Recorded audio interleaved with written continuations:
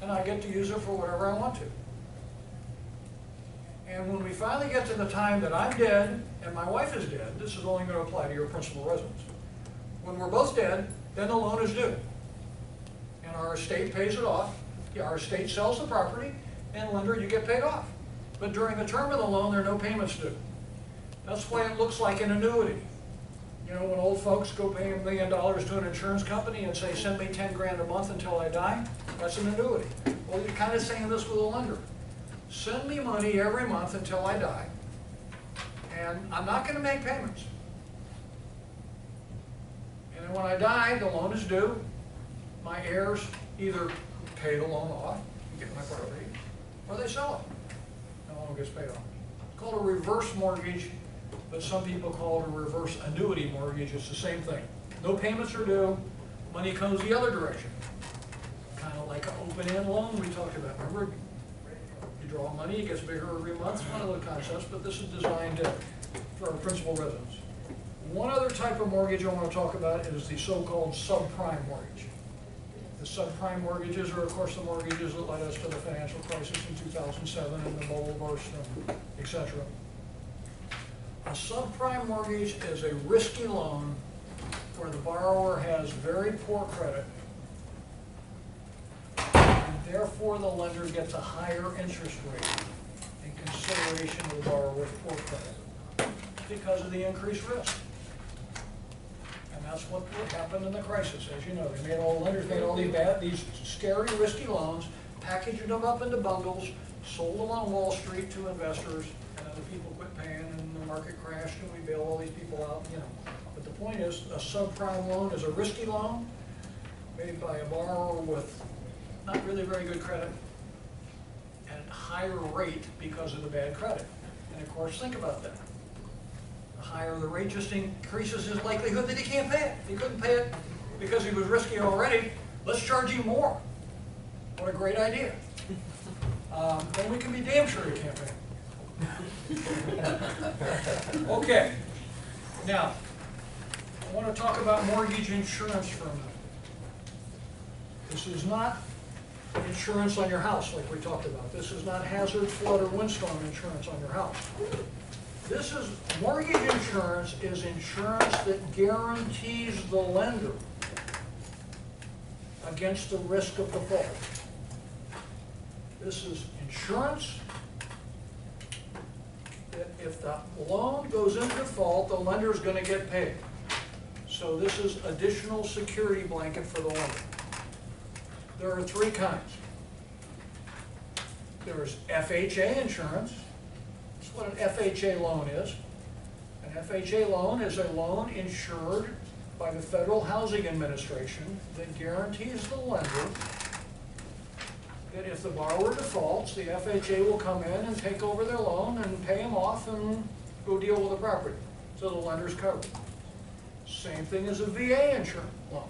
The VA loan is where the Veterans Administration does this for a veteran, so that the veteran can borrow 98 or 99% of the purchase price, and the lender can loan 99% of the purchase price, or 100 or 110 or whatever they are now. The numbers all keep changing, but the point is, FHA loans and VA loans are loans guaranteed by the government, so that somebody can make a very small down payment. The government will insure the lender that if that person defaults, the lender gets paid off, and the insurance agency, be it the FHA or the VA, will deal with it. They'll take the property, they'll go sell it, they'll deal with it, etc. Yes, sir. Did you have a question? I was going to say Wells Fargo just settled a nice little suit because they forced, between 2001 and 2008, they forced people to actually purchase or to get FHA-backed loans, knowing that they were going to default and they would therefore be insured against it. And so they just released the information, like I think last week. Interesting. I wasn't aware of that. Yeah. There's a third type where, and this is called private mortgage insurance, and this is called PMI. Then we got FHA as one type of insurance. We got VA as a second type of insurance, and we got a third thing that's called PMI. And that means private mortgage insurance. Now this is somebody who can't qualify with the FHA because they make too much money, or somebody who can't qualify with the VA because they're not a veteran, but the bank wants to make a loan, and the bank wants to make a loan normally in excess of 80%. But I'm not sure whether that's changed or not. Traditionally, it was if a bank was going to make a loan in excess of 80%, they required PMI, which is a private insurance company, to come in and simply guarantee that that borrower was going to make the loan, was going to make the payments. There are monthly premiums for that, for the private mortgage insurance, and who do you think pays it? The borrower pays it. So the borrower has to make monthly payments on insurance to guarantee the lender that the borrower won't default, and the loan will be repaid. So sometimes PITI became PITII because there was private mortgage insurance on top. So it's another one of these conversely things. Let's get the loan insured because this borrower is kind of risky, and let's make the borrower pay for it. Yeah, but Which just decreases his likelihood of being able to make the payment even further, because now he's got to go pay for the PMI. yeah, the borrower pays FHA too. I'm sorry? The borrower pays. Does he pay FHA. monthly for that? Yes. He does? I wasn't aware. Yeah, yeah. Honestly, And they had to pay this is the greatest depth I have made sure I ever got into FHA and VA loans because I wanted it that way. They Yeah. are such a nightmare to close for lawyers because of the paperwork and the details, and they're FHA and VA loans, even though the borrower is borrowing the money, FHA and VA gets to make the seller do certain things to the house and stuff like that. I mean, they are so complicated, but that's their way of trying to make sure that the loan gets repaid, so they don't have to repay it. But I didn't realize it was a monthly Yeah, premium for an FHA. however, if your payments are good, I believe it's over 10 Then years. they fall off at a certain point and they quit. Exactly, On they a zero it PMI, out. on a PMI loan, Yeah. where we talked about loans in excess of 80%, it used to fall off when you got the balance back down to the 80% again. And then you could get to quit paying. But that's of course where the lender had the greatest risk. When the loan was the biggest at the beginning, as the loan goes down, the risk reduces, so the insurance falls off. That's called insurance, mortgage insurance, and a lot of people don't realize that it only benefits the lender, and the borrower is paying for it anyway, one way or another. Now, there are a couple of types of laws that regulate mortgage lending that I want to tell you about, just so you'll be loosely familiar with them. Frankly, when we talked about the balloon mortgage statute a minute ago, that was a law that regulates a lender when they make that type of loan. But there are a couple others. I want you to understand the concept of usury.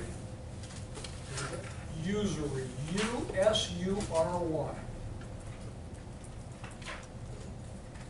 Usury is any lender in any type of loan. We're not talking about just real estate mortgages, but of course that's what we're focusing on. It's a loan where the lender charges interest in excess of the rate allowed by law. Your interest rate was too big. That makes the loan usurious. Should that be abusory? I'm sorry? Should it be abusory? It could be. Think of it that way, you'll remember. Okay. Come on, man. There are civil penalties and there are criminal penalties. This is simply charging too damn much interest. Here's the law in Florida. Every state has its own law. There is no federal law for this. Every state has its own usury law because it's a criminal law. Most criminal laws are state. Florida law is 18% is the maximum rate for any loan up to $500,000. Any loan above $500,000 can go up to 24%. That's usury in Florida. What's the benchmark? What's the index that they're going No against? index, the rate period. 18 up to 500,000. Is that what you asked me about the Well, index? yeah, the book says when money is scarce, lenders are able to charge, like, is there something that they're pegging the interest rate to? What No, determines? these laws don't change. This is not, this No, is, but what determines if you're paying higher? Like, what's the index that you're pegging it against? Total. No, that's From it. zero. They decide that it's gonna be 18%. If you charge somebody 19% interest on a $100,000 loan, Yeah. you've committed criminal usury, you can be sent to jail, and you forfeit all interest on the loan. That's the penalty. Even if the risk-free rate is 12%, it's If still you're asking me, 18. if you're asking me, late charges don't count. No, I'm just saying that if interest rates, right now we're at historic lows, but if you get back into a situation in the Don't have- mid-80s where interest rates were 9, 10, whatever they were, you're kind of closer to that limit, so depending on risk, It's still- you'd be on the higher end. We could get to a point where there will be no more loans. If interest rates are 20%, well, in Florida it's 18. I guarantee you, the banks will talk the legislature into changing the usury law because they're about the second, next to Big Sugar, they're probably the second strongest lobby slippery we have slope in right insurance there. companies.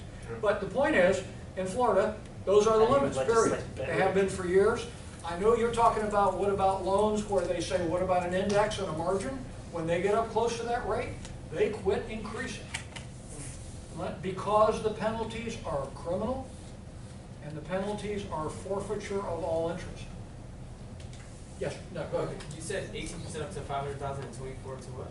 24% if a loan is higher than $500,000, okay?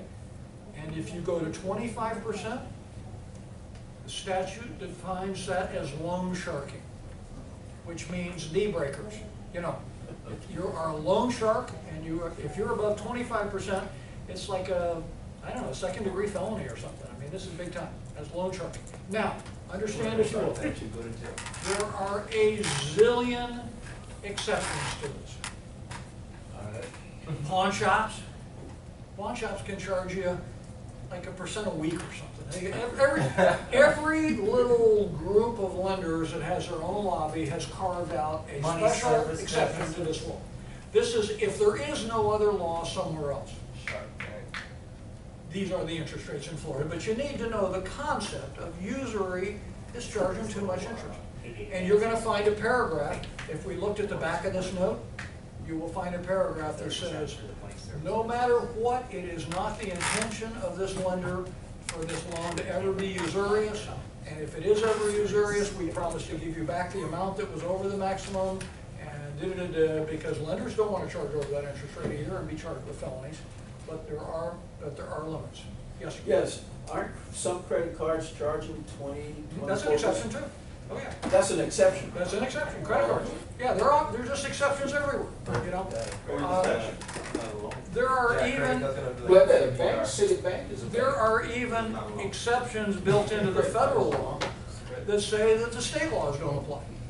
Everybody's got a little niche, but if you don't have a niche, an exception, then these are the ones. But you need to understand the concept of usury. I want to talk next about the truth in lending law.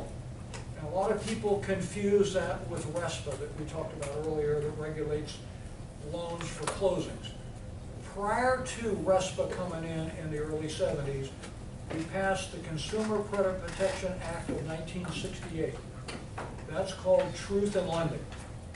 Truth in London? Truth in Lending. TILA. T-I-L. Truth in Lending. Now, out of Truth in Lending came Regulation Z that you hear about. Everybody said, we don't understand what you're prohibiting. We don't understand what the rules are, Congress. We don't know what the hell you mean. So you remember how we talked about Congress, when it passes a law, gets to set up an administrative agency to regulate? Congress said to the Federal Reserve Board, come out with some regulations that explain this. The regulation that explains the truth in lending rules is called Regulation Z, Reg Z.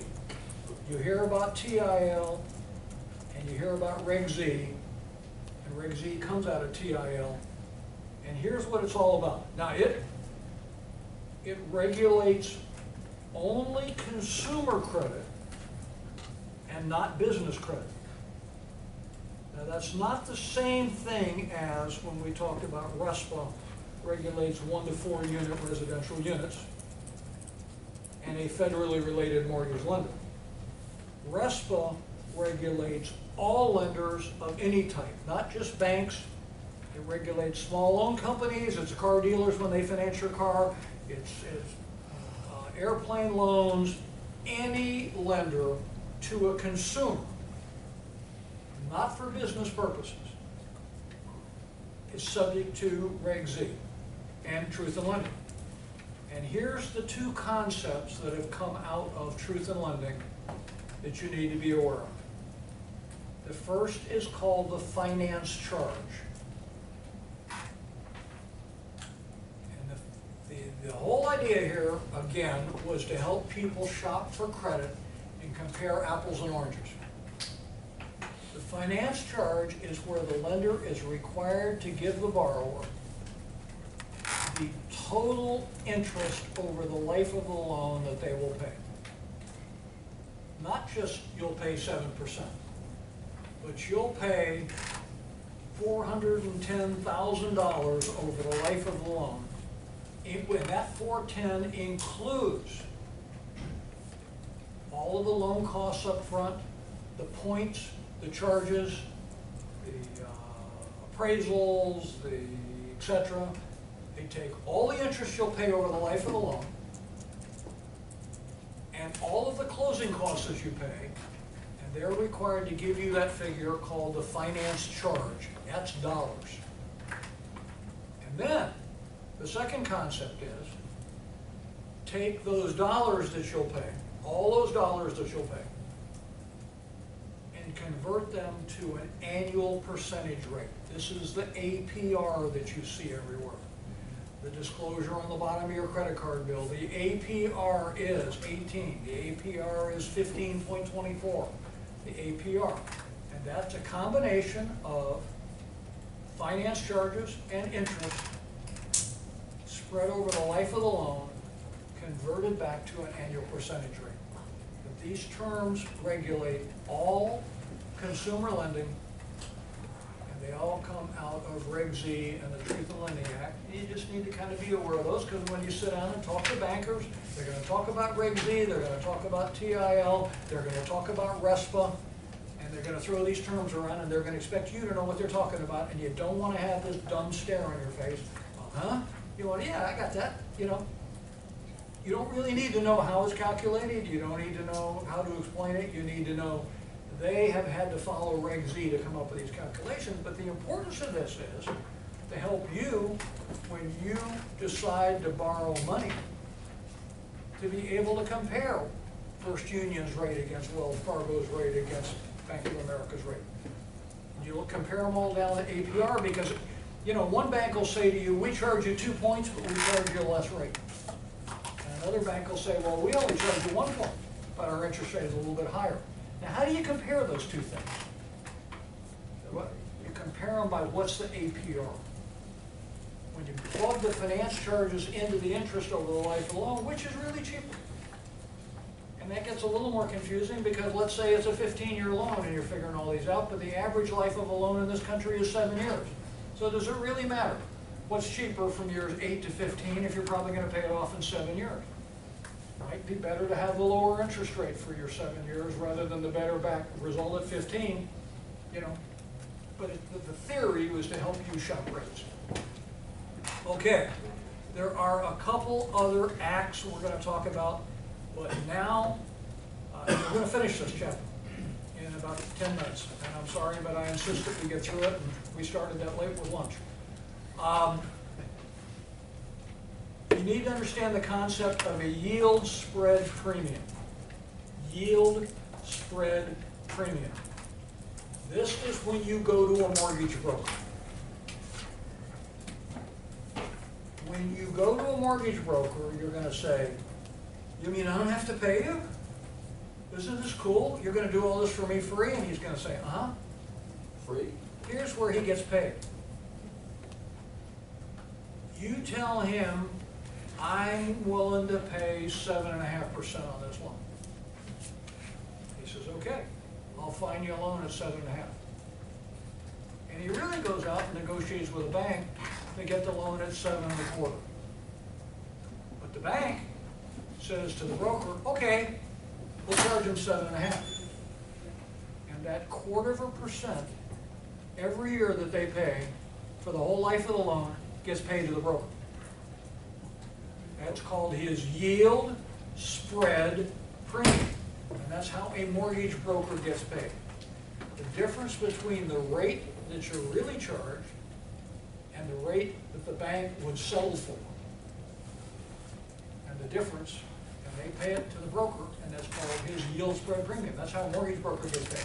Rather than 6% of the sales price and all that kind of crud, he gets a little add-on to the interest rate. Yes, sir? And that gets disclosed, right, at the time of closing? You as the buyer know? I don't know. I don't know to what extent, mortgage brokers are licensed in Florida. I don't know to what extent they have to disclose that they're earning a yield spread premium. The lender in its APR is gonna disclose to you 7.5 on our example. I mean, The total. But the fact that they're assume under, it almost looks like a kickback that we said was prohibited, but it's not. It's how a mortgage broker legitimately earns his fee. Yes, sir? Phrase that again. Called a yield spread premium. It's the difference between the interest rate you agree with the broker that you'll pay and the rate he can actually get the loan for. But that lender will step up the rate to the rate you agreed to pay and pay him the difference. That's called the yield spread premium. Here's the point. If you had gone into that lender yourself, you'd be getting a loan at 7.25. But because you went to a mortgage broker, you're getting it 7.5. But here's what you need to remember. Sometimes he's getting you the loan, that loan from a lender that you can't go into. Sometimes he's getting it to you from MetLife or from Mutual of Omaha. And you can't walk into Mutual of Omaha and say, hey, I'd like a loan. They won't deal with you. They only deal with mortgage brokers. So sometimes that 7.5 that he could get you is better than the 8 that you'd get walking into a bank. Even though really the lender was only looking for 7.25. He got you 7.5, which is better than 8 at the bank, but really, the lender was only getting 7.25 and he got that quarter difference. You just need to understand that's how mortgage brokers get paid, and that's called a yield spread premium. Now, there are a half a dozen other laws that regulate mortgage lenders, and there's a lot of new ones. We're not going to talk about them, other than I want you to hear one or two. There's all kinds of new stuff, Dodd-Frank and the Consumer Finance Protection Bureau, and all these are bringing out the new regs that Noah referred to that are taking effect in October. Some have taken effect already, some are taking effect later. There are a couple I want you to be aware of. There's ECOA. You hear people talk about ECOA. That's the Equal Credit Opportunity Act. That means no discrimination against borrowers based on race, gender, age, color, whatever. It's the anti-discrimination law. Equal credit opportunity for all. We talked about RESPA, that RESPA makes the lenders give you the brochure and all that kind of stuff. Be aware that the Patriot Act that was passed in 2001, right after 9/11, has a bunch of provisions in there that regulate lenders. And the purpose of that is to make sure that lenders are not making loans to terrorists. So lenders have to certify to the Federal Reserve that they've researched the borrower to make sure the borrower isn't borrowing money to send it over to some terrorist organization to finance terrorism, as a part of the Patriot Act. Does that not violate ECOA? I'm sorry?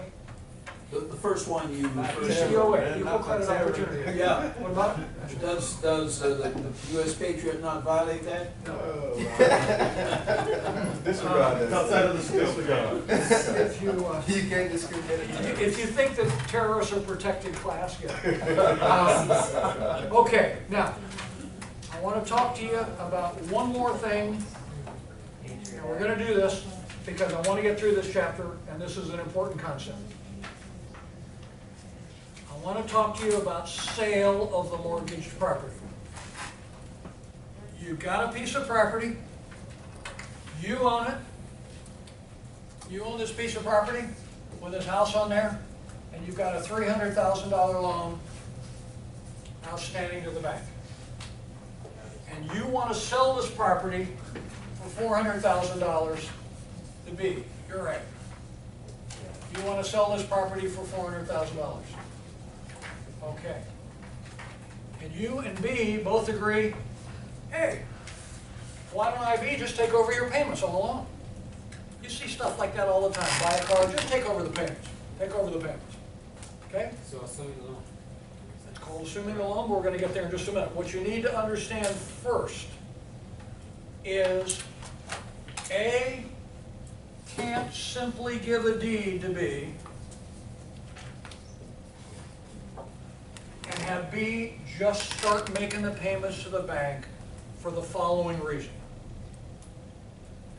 The loan documents on the $300,000 loan, right in the mortgage, every mortgage, has what's called a due on sale clause.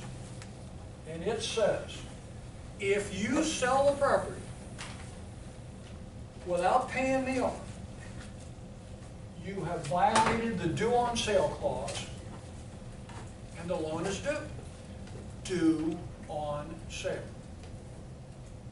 Now, for years and years, up through the 70s, loans all had these provisions in them and the courts wouldn't enforce them. Now they do. So, if you try to play this game and say, buyer, you just start making the payments to the bank, they'll never figure it out. They see your recorded deed, they see the new insurance policy coming in, with B as the owner, they see checks coming in from this guy named B, and they take a look at the title and you've recorded a deed. They call the loan, and if it's not paid off, they foreclose it. That's a due on sale clause. These are hugely important. They're in every mortgage loan. And if they weren't there, yeah, you could do all this. You could do it and just decide I don't want to do it, that's it. Yes, sir. So, in a situation when you have the owner finance, like you can take over a loan from the owner, and the owner has one of those clauses in there, then that means you can't do it. What violates the clause is giving a deed. Due on sale. So don't record. If you have a sale, you violated this clause. Period. So don't record the deed. Whether you get, no. But obviously, if they get paid off, no problem.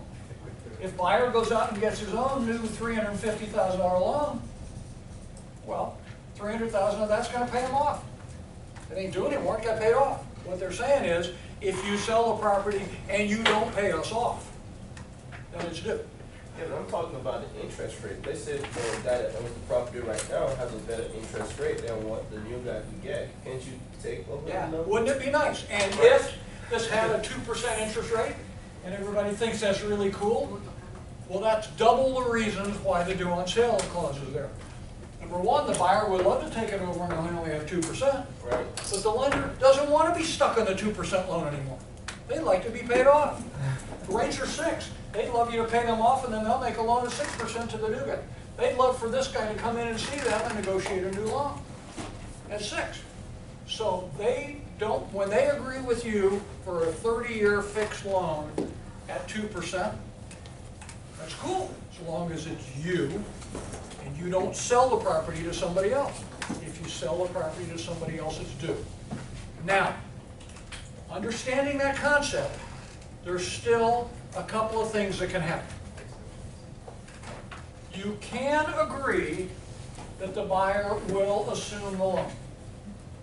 That's called an assumption. You need to know that term. A-S-S-U-M-P-T-I-O-N, assumption. It means the buyer assumes the loan. Clearly, that's going to require the lender's consent. So you provide in the sales contract, buyer will assume the $300,000 loan if the lender will allow it. And what that means is, then the buyer goes and talks to this bank, and if the rates are still market, they'll talk to you. If this is a situation, rates are now 6 and he wants to assume the loan at 2, don't even ask. They want their loan paid off. They're stuck at 2. They're going to require it to be paid off. And they have the right to require it to be paid off because they have a due on sale clause. But if the buyer is going to take over the loan, that's called an assumption. Now, 2 things are required, or 2 things happen. Number one, you're going to have to get the lender consent if the lender has a due on sale clause. And every loan has a due on sale clause. Nobody doesn't do that anymore. Some people used to not put them in the 60s and 70s because the courts hadn't said they were enforceable yet. Others put them in anyway, but now they're in every loan. And secondly, the buyer, what an assumption means is that the buyer assumes and agrees to pay the loan. Okay? That's why it's called an assumption. The buyer assumes the loan and agrees to make the payments. The other way you sell property, that's called an assumption. Again, we're talking about the mortgage doesn't get paid off. We're not, if the mortgage gets paid off, we have nothing to talk about here. We're talking about selling a piece of property and keeping the loan on there. That's what these issues are all about. The other way is called subject to. Okay, this takes big steps. The buyer can buy the property subject to the existing mortgage. What that means is he didn't agree to make the payment. He takes his chances. He pays $100 because he knows there's a $300 loan on there, and he doesn't make the payments. Or he sends the payments in and hopes they'll keep taking them. But he has not legally assumed and agreed to pay the loan. That's called subject to. And what that means is he's got $300,000 in his pocket. Whenever it hits the fan, he knows he can pay it off. Or he knows he has good credit and he can go get a new loan and get it taken care of. He ain't worried about it. And that's what this all boils down to. When a property is sold and the loan is on there and it's not going to get paid off, either the buyer assumes and agrees to pay the loan, but it's going to require the lender's consent because they had a due on sale clause, or the buyer takes subject to. Buyer not liable. He's still subject to the loan. He has to deal with it. It's there. It ain't going away. But he has not agreed to make the payments. That's the difference. Now, there's another concept called a novation, and you need to understand this. That is if, this is a kind of a third in-betweener, and that is if, as a consideration for the lender's consent, the lender requires a change in terms. If lender, and that means the interest rate, if lender changes the interest and approves B, that's called a novation. It's the same loan, but it's got new terms. Including an increased interest rate. Oh, yeah, absolutely. Any terms, but usually it's a rate. It'll have a different rate, it'll have different payments, it may have a different term. A change in terms, and the lender approves the buyer. And says, okay, buyer, I'll deal with you, I'll make a new loan to you, but we'll use this same mortgage. We'll just do a little modification agreement where we agree the terms have changed and it's you now. That's called a novation. You need to understand these three concepts. Buyer assumes and becomes liable. Buyer takes subject to and is not liable, but of course it's still on there. He's got to deal with 300. Or a novation. Now, of course, in all these cases, the buyer only paid 100 because in all three cases, the 300 loan is still on there. Either he's going to make the payments, or he's going to gutsball it and maybe pay it, maybe not pay it, maybe refinance it, maybe just rock along for a year or two and see what the bank does about it. Or he's going to go see the bank and let them increase the rate in order for their consent, because that's a lot easier than getting a whole brand new loan and starting all over again. That's it, folks. Sure. Questions? Fire away and then we're done. Subject to a little off. So he still gets the property. So person B, he still gets the property, he gets it him, but he just not assuming money. Exactly. He just tuss it out. Let's see what they do. Let's see if they find him. But in all cases, he's only going to pay 100 because their loan is on. Well, he's willing to pay that $100,000 to get in the back pocket. He can handle it.